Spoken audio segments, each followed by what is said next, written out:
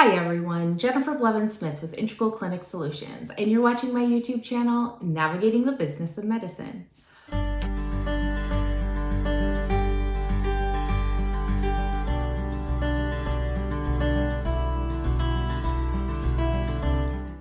Today I want to talk about your NPI numbers and claims. Have you ever had a claim reject for no apparent reason and you're kind of dumbfounded? A lot of these rejections are due to credentialing type related issues, and it could be as simple as checking your NPI and the claims. Before we get any further, you need to be familiar of what an NPI is, where it is obtained, and who manages it. An NPI is a National Provider Identification. There are two types. The number one NPI is an individual NPI assigned to individual providers, clinicians who require it for billing purposes.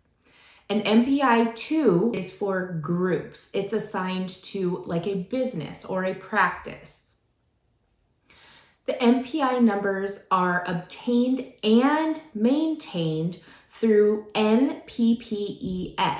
That stands for National Plan and Provider Enumeration System. Try saying that fast 3 times, holy moly. It is stored here. All the information associated with the NPIs is kept here, and it is maintained by the people or person who has access to the NPPES for the specific NPI numbers. All individual providers should have access and should be maintaining their own NPI 1 in the system. And for groups, businesses, usually the owner has access, and then maybe a delegated person like an office manager or something like that would also be able to help maintain the group NPI or number 2, NPI 2. Payers regularly pull information from this system to check their data system to make sure everything matches, but also for when claims come through. Claims are not just about CPT codes and ICD codes. There are also important data points that insurances also reference before they process the claim. One of them is the servicing facility, to make sure that in your contract or your agreement with the insurance company that you have recognized that you're going to be offering services at a servicing location that's on the claim. They're going to look at the billing location to make sure that that matches your NPI 2 information, address, taxonomy, NPI number. And then the rendering provider on the claim, whoever actually dispensed the services in your practice, their NPI 1, sometimes the taxonomy code associated, are all going to be verified by the payer using NPPES. The most common rejections I have seen related to this is an incorrect address, an incorrect name of the practice, a mismatching taxonomy code. Yes, you heard me right. The taxonomy codes need to match. Those are the 3 biggest things that I have seen an issue with. When it comes to providers, it might be a last name issue. Maybe someone got married or divorced and changed to their last name, or in NPPES, their full first name, Robert, is listed, but in the claim, it says Rob or Bob, and that doesn't match. These are the things that all need to be congruent in order for insurances to not have issues processing claims. The insurances will even take a step further and look at the W-9 that was sent over when contracting and credentialing happened to make sure that what is in NPPES and what's coming over on the claims also matches the W-9. This can get really messy if someone didn't enter things congruently, like accurately and matching in the first place, or if you had multiple hands in there since you created everything and things have been changed or not changed. Maybe you changed locations, maybe you added a servicing facility, maybe your taxonomy needs to be updated and you did it actually in your claim system, but you didn't do it in NPPES. You have to know that anytime there needs to be an update to anything, there's multiple places where it needs to be done. You can't just do it in your EMR practice management system and have it updated on the claims, because then you didn't update NPPES, you didn't update the insurance company, and nothing's going to match, and it's just going to be a disaster, and it can really cause a delay in your finances from the insurances processing your claims. My suggestion, if you haven't done it in a while, is to go to NPPES. I will put a link to the login page for this on my video description so you can get there.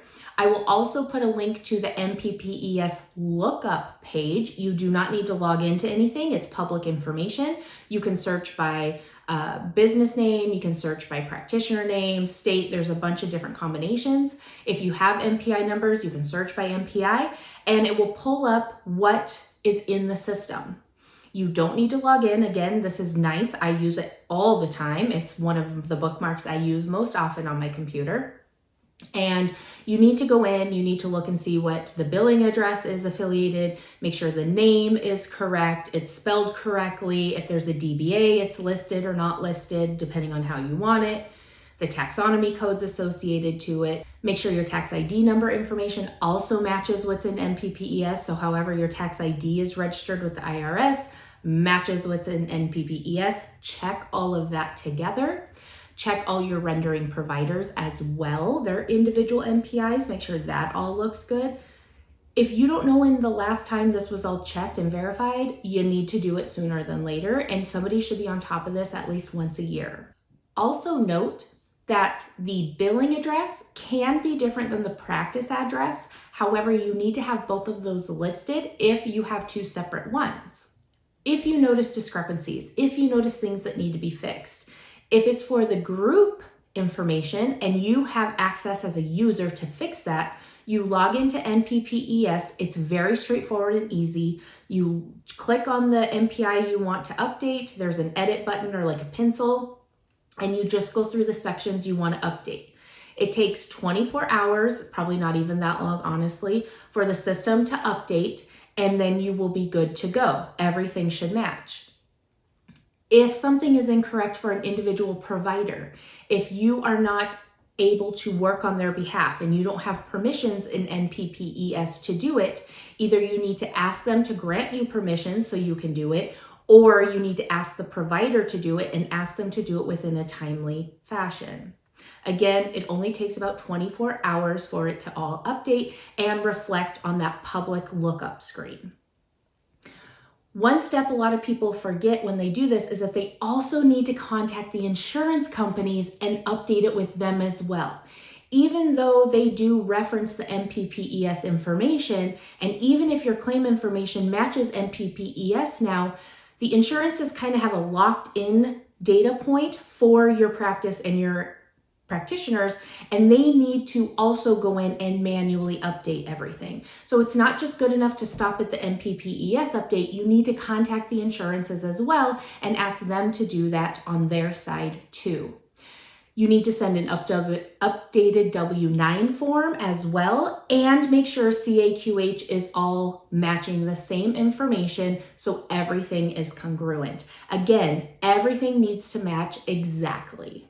After you have updated everything, you should be good to go to resubmit claims that were rejected. You want to monitor them very closely, of course, and hopefully you have a direct contact at the payer to make sure if it does continue to reject, to see if they have updated their system yet or how long it's going to take, so you can hold those claims until it is necessary to release them so they don't reject. Hopefully somebody's staying on top of this regularly for you so you don't have these issues. However, I do see it a lot, especially for practices that have been established for a long time. It's just one of those things change, things get busy, you forget about updating certain places, or you forget to update altogether until it becomes an issue. This is somewhere where I like to be proactive and not reactive and make sure that it's on my checklist anytime something important changes in the practice. That would include adding or taking away providers. If I'm adding another specialty to the group, making sure the taxonomy codes reflect accurately. any kind of change of location or billing information, making sure that all gets updated appropriately as well. If you have any questions or comments about this, please leave that in the comments below. Smash the thumbs up button if today's video was helpful. Subscribe to my channel if you haven't already, and please share this with your colleagues whom you feel would benefit from the information. I appreciate the support, and we will see you next time. Bye-bye.